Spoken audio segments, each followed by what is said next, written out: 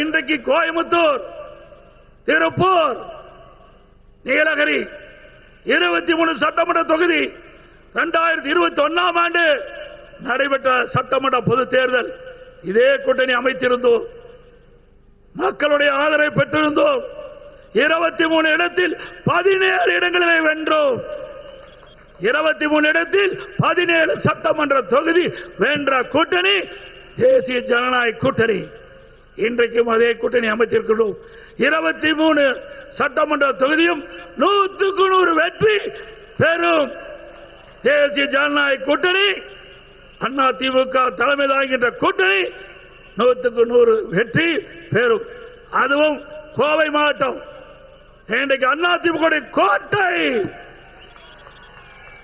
10 இடம். 2021 10 இடம். 10 இடத்திலும் அண்ணா திமுக நம்முடைய கூட்டணி வெற்றி பெற்று ஒரு இடம் கூட திமுகவுக்கு கிடைக்கவில்லை. அவர்கள் ஆட்சியில் இருந்திருக்கலாம், ஆனால் இங்கே ஆட்சி செய்தது நம்முடைய கூட்டணி. அதே போல நடைபெற்ற சட்டமன்ற பொது தேர்தல் 234 இடங்கள். அதிலே அண்ணா திமுக தலைமையில் அமைக்கப்பட்ட தேசிய ஜனநாயக கூட்டணி 210 இடங்களிலே வெல்லும்.